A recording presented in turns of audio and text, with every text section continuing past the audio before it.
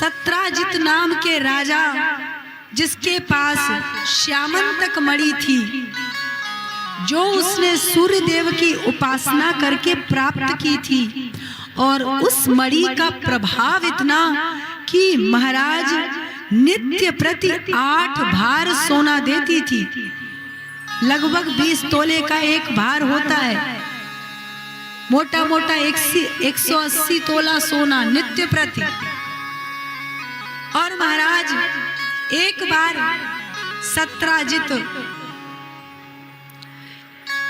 उस श्यामंतक मणि की माला को पहन करके द्वारिकाधीश की सभा में गया, और वहां पर सभा में जाकर के महाराज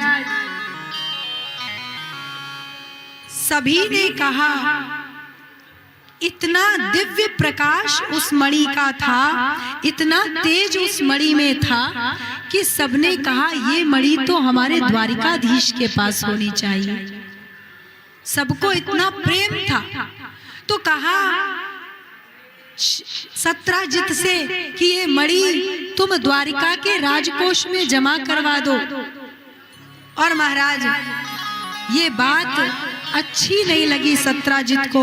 सत्राजित के मन में कुभाव आया, उसे लगा कि द्वारिकाधीश कितने लालची हैं, उनको मेरी मणि का लालच है, उनको मेरी मणि चाहिए।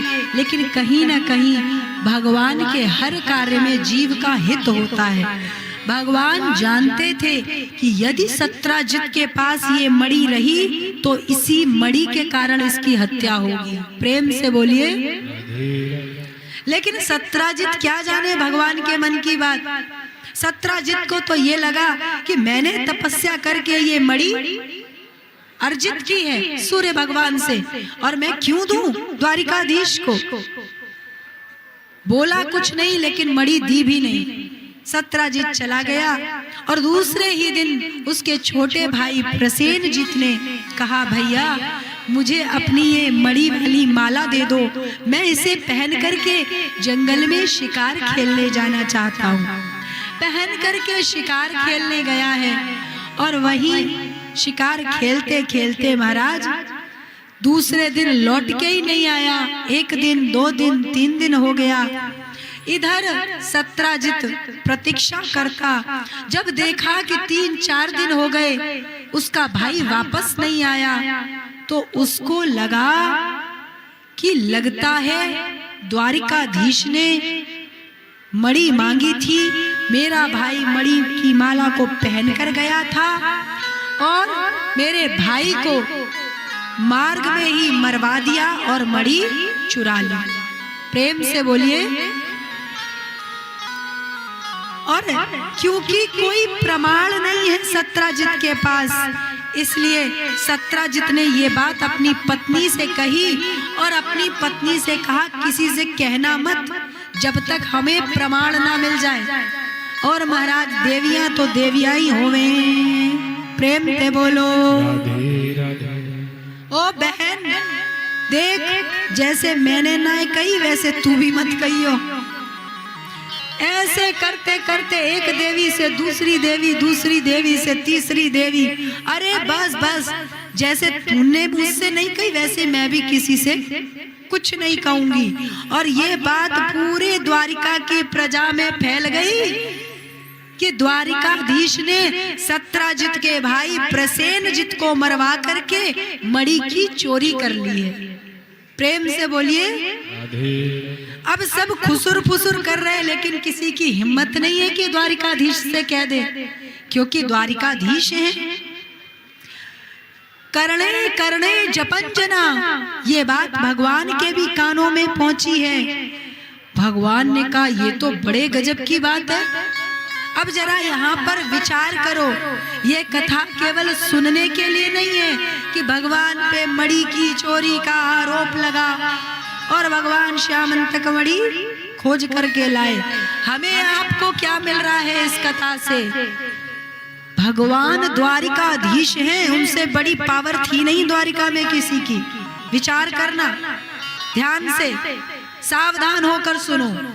भगवान से बड़ी पावर द्वारिका में थी नहीं, भगवान ही वहां के राजा थे, द्वारिकाधीश है महाराज।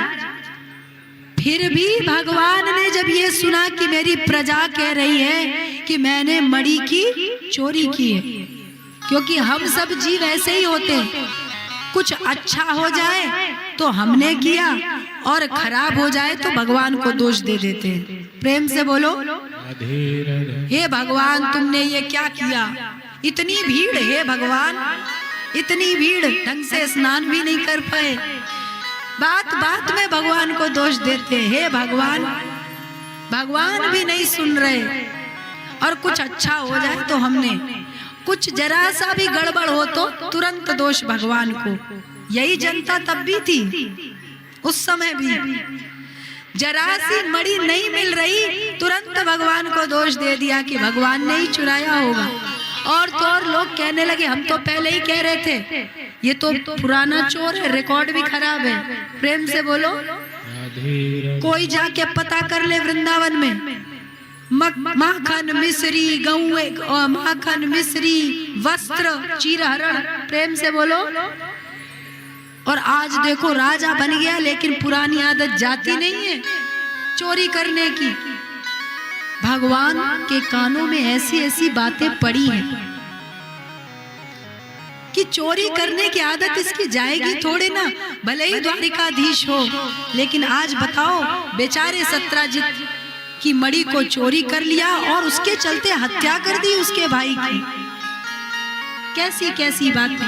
अब आप विचार करो, आप उस समय भगवान के स्थान पर होते। कहने का तात्पर्य मान लो, छोटा सा उदाहरण लेते, आप यहाँ पूरे महाकुंभ पर्व के राजा हो, छोटा सा, आप ही एकमात्र डिसीजन लेने वाले, आप ही एकमात्र हो जिसके कहने पे कोई कार्य होगा और जिसके कहने पे किसी को भी दंड मिलेगा, किसी को भी न्याय मिलेगा। आपका ही शासन चल रहा है मान लो, और आपके ऊपर कोई ऐसा झूठा कलंक लगा दे, क्या करोगे? बैठोगे शांत? क्या करोगे? ये तो बहुत बड़ी बात हो गई कि भगवान द्वारिकाधीश है और मणि की कलंक की चोरी। हम लोग छोटी छोटी बातों में भी जाके झगड़ा करते हैं। क्यों? तूने मेरे बारे में ऐसा कहा, कैसे ऐसा बोली? प्रेम तो बोलो। और माताएं तो खूब भली भांति करें, अरे मैं तो बस वो तेरे बारे में ऐसा कह रही थी, और जाकर के छोटी छोटी बातों पर झगड़ा करते हैं कि उसने मेरे बारे में ऐसा कहा, कैसे कैसे कह दिया, ये शब्द निकाले कैसे उसने मेरे बारे में। और कहीं हमारे पास उतनी पावर हो कि उसको उठा के जेल में डलवा लें तो हम लोग तो तुरंत कर देंगे कि नहीं? अगर हमारे पास इतनी पावर हो। प्रेम से बोलिए, ध्यान से सुनना, मेरे गोविंद ने क्या किया है। गोविंद के पास सामर्थ्य थी, सत्राजित को चाहते तो उठा करके जेल में डलवा देते कि झूठी बातें करता है। प्रमाण है तेरे पास, कैसे तूने ये बातें फैलाई? भगवान के मंत्रियों ने मानो कहा होगा भगवान से कि पोस्टर छपवाओ कि ये द्रोही है, देशद्रोही है, आप ही के राज्य में रहकर आपका खा रहा है और आपके ही बारे में झूठी बातें कर रहा है, इसको दंडित करो प्रभु। भगवान ने कहा नहीं, भगवान ने कुछ नहीं कहा। सीखो मेरे गोविंद से। भगवान ना तो सत्राजित से लड़ने गए, ना झगड़ने गए, कुछ भी नहीं कहा। केवल मन में विचार करते हैं कि मणि मैंने चुराई नहीं, सत्राजित के पास है नहीं, तो मणि गई कहाँ? प्रेम से बोलो। अर्थात जो प्रॉब्लम है उसको सॉल्व कैसे करना है, बेकार की बातों को बढ़ाना नहीं है। और हम लोग क्या करते हैं, जो समस्या है वो तो होती है और फालतू की बातें करके और लड़ाई झगड़ा समस्या बढ़ाते हैं।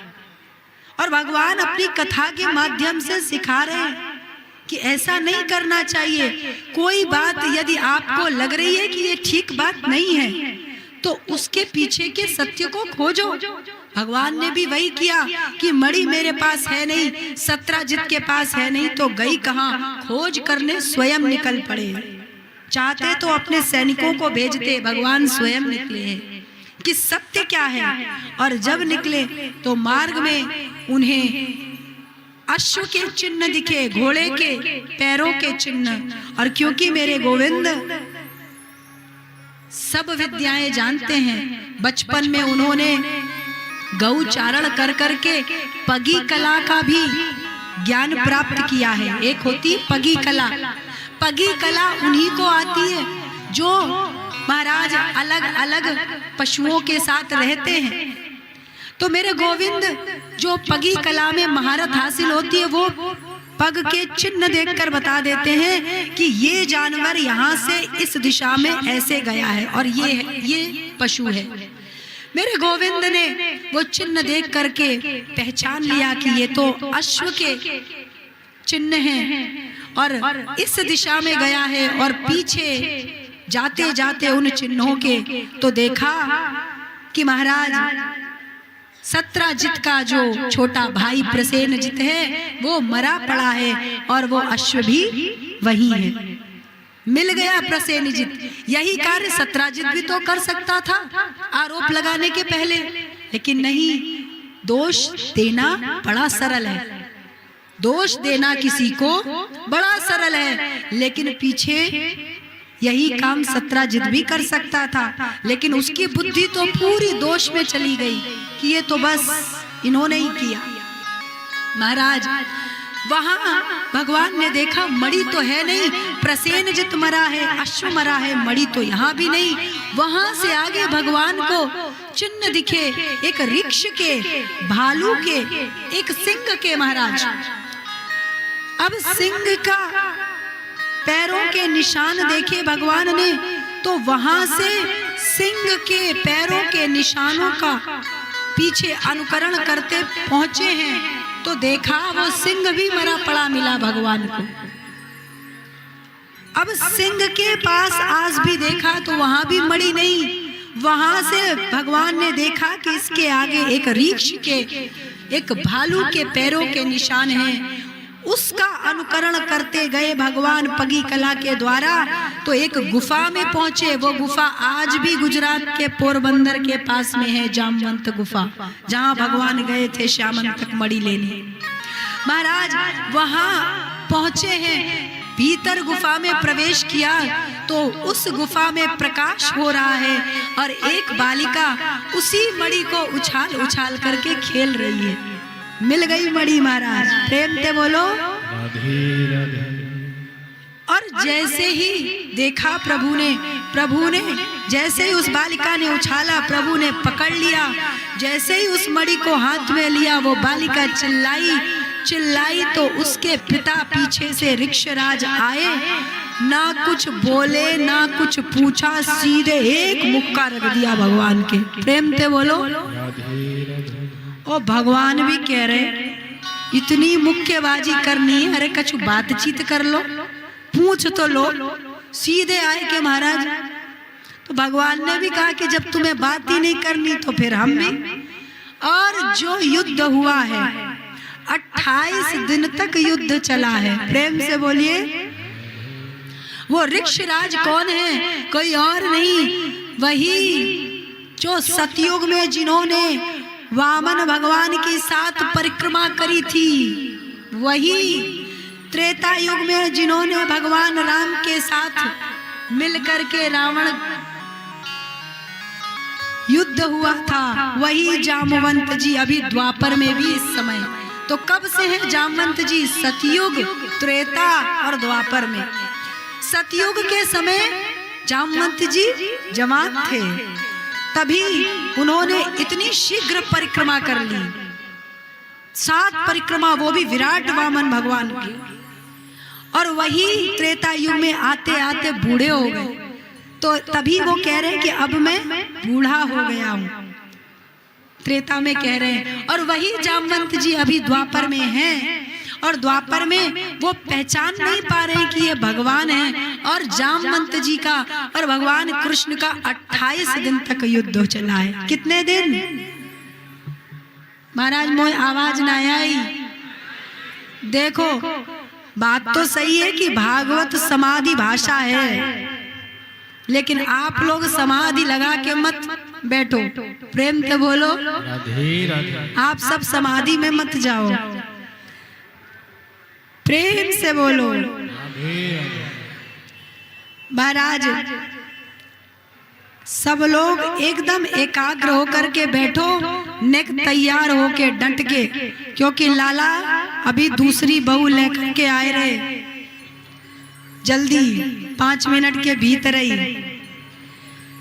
तो महाराज जामवंत जी के साथ युद्ध हुआ है, और ये युद्ध भी भगवान ने क्यों किया? भगवान अपने भक्त की मनोकामना को पूर्ण करते हैं। जामवंत जी ने ही त्रेता में भगवान राम से मांगा था कि प्रभु इतना बड़ा युद्ध हो गया, लेकिन मेरे हाथों की खुजली नहीं गई, मेरे बराबर के टक्कर का कोई रावण ही था, लेकिन उसको तो आपको मारना था, तो मैं तो युद्ध कर ही नहीं पाया। भगवान ने कहा तुम्हारी क्या इच्छा है? जामवंत जी ने कहा प्रभु कहना तो नहीं चाहिए, संकोच हो रहा है, क्योंकि मैं दास हूँ, लेकिन मुझे आपसे ही 2-2 हाथ करने की इच्छा है। प्रेम से बोलो ऐसे ऐसे दास होवे महाराज। प्रभु मुस्कुराए, बोले जामवंत जी आप चिंता मत करो, मैं आपकी ये मनोकामना भी पूर्ण करूंगा, और आपके हाथ की जो खुजली हो रही है वो भी दूर करूंगा द्वापर में। और इसीलिए भगवान ने जामवंत जी के साथ युद्ध किया। जामवंत जी ने जब देखा कि 28 दिन तक भगवान को कोई प्रभाव नहीं, किंतु जामवंत जी की नस नस ढीली हो गई, हालत खराब हो गई जामवंत जी की, तब जान गए कि मेरे प्रभु के अलावा मुझे इस स्थिति में कोई और नहीं पहुंचा सकता। तुरंत पूछा कि आप कौन हैं? भगवान बोले पहले ही पूछ लेते, प्रेम से बोलो। तब तो सीधे मुक्केबाजी प्रारंभ कर दी, पहले ही यही बात पूछ लेते आप कौन हैं, क्यों आए हो, तो इतना 28 दिन तक कार्यक्रम ना चलता। जामवंत जी से प्रभु कह रहे कि हम द्वारिकाधीश हैं।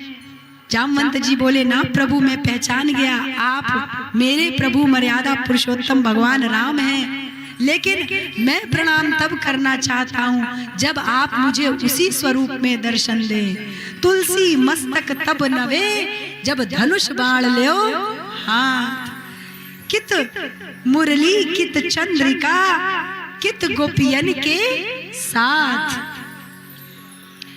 और अपने भक्त के कारणे श्री कृष्ण भये रघुनाथ। बोलो रघुनाथ सरकार की। और उस समय मेरे गोविंद ने जामवंत जी को धनुर्धारी मर्यादा पुरुषोत्तम वाला रूप के दर्शन कराए, और जामवंत जी ने साष्टांग प्रणाम किया और कहा गोविंद क्षमा कीजिए। भगवान ने कहा टाइम वेस्ट मत करो, हम ये मणि लेने आए थे, जल्दी से हमें मणि दो और हम जाएं। जामवंत जी ने कहा ये मणि हमने अपने बेटी को दे दी, और बेटी को दी हुई वस्तु वापस ले नहीं सकते। तरीका ये है कि आप मेरी बेटी को, और मेरी बेटी को आपसे अच्छा वर मिलेगा भी नहीं, आप मेरी बेटी का पाणी ग्रहण करो, ले जाओ, और साथ में दहेज में ये मणि भी ले जाओ। देखो जो लोग कहते हैं कि अरे मेरे गोविंद ने इतने विवाह किए, इतने विवाह किए, जरा विचार करो एक भी विवाह भगवान की मर्जी से नहीं हो रहा है, कोई विवाह भगवान की इच्छा से नहीं है, परिस्थिति वश होता जा रहा है। प्रेम से बोलिए। और तो और भगवान अपने भक्तों की कामनाओं को पूर्ण करते हुए विवाह करते जा रहे हैं। तुरंत भगवान ने कहा जो करना हो करो, हमें तो ये मणि चाहिए। और मणि को लेकर के, और साथ में जिसके पास मणि थी उन देवी जामवती जो जामवंत जी की पुत्री हैं, दोनों को लेकर के, मणि और जामवंत जी की पुत्री दोनों को लेकर के द्वारिका पधारे। और जैसे ही द्वारिका आए, सब द्वारिका वासियों ने कहा कि लाला बहू ले आए, स्वागत करो, आरती करो, शहनाई बजाओ। महाराज ने ये महाराज यही आनंद सत्राजित के कानों में गया। सत्राजित को पता चला मणि मिल गई। अरे राम, मणि! और भगवान बोले देखो, मणि जिसके पास थी वो सर्टिफिकेट भी लाए, जामवती, मेरे पास नहीं थी। अब सत्य भगवान खोज करके सामने लाए तो उस सत्राजित का सर स्वयं लज्जा से नीचे झुक गया। जो सत्राजित भगवान के लिए ऐसा दुष्प्रचार कर रहा था, भगवान के लिए बुरा भला बोल रहा था, ये मेरे गोविंद की स्टाइल है। प्रेम से बोलो। सत्राजित स्वयं अपनी करनी पर लज्जित हुआ। भगवान ना लड़े ना झगड़े और सत्राजित को नीचा दिखाया। और फिर सत्राजित ने, अब वही जनता जो अभी गोविंद को बोल रही थी, अब कहने लगी ये सत्राजित बड़ा दुष्ट है। प्रेम से बोलो। जनता ऐसे ही होवे महाराज, ऐसे ही होवे, ऐसे ही अयोध्या में भयो। प्रेम से बोलो। अयोध्या जी में अभी जनता के दर्शन किए कि ना है? राम मंदिर बने हो, वहां के बाद फिर कहा भयो जनता ने? तो तब भी जनता ऐसी थी, आज भी जनता वैसी ही है महाराज। जितने लोगन को संकेत में बात समझ में आ गई हो, ताली बजा लो तो हम समझ जाएंगे कि आ गई समझ में। महाराज कहा भयो? अब सत्राजित ने कहा प्रभु, पूरी जनता हमें गाली दे रही है, अब कछु करो, नहीं तो हम तो कान में ये गालियों को सुन सुन के मर जाएंगे। भगवान ने कहा हम क्या करें, हमने तो तुम्हें कुछ कहा नहीं। उसने कहा आप मेरी पुत्री से विवाह कर लो, हम संबंधी हो जाएंगे, तो जनता उस संबंध के नाते हमें कुछ नहीं कहेगी, और उसी बहाने हम ये मणि भी आपको दहेज में दे देंगे, हम नहीं रखेंगे। भगवान ने कहा इस मणि के कारण इतना सब हुआ है, अब मणि तो हम लेंगे नहीं। सत्राजित बोला हम ये मणि अपनी बेटी को देने का प्रण ले चुके हैं। तो भगवान बोले यदि देना है तो मणि रखो अपने पास, और जो इससे नित्य प्रति सोना निकलता है वो डेली द्वारिका भिजवाते रहो। प्रेम से बोलो।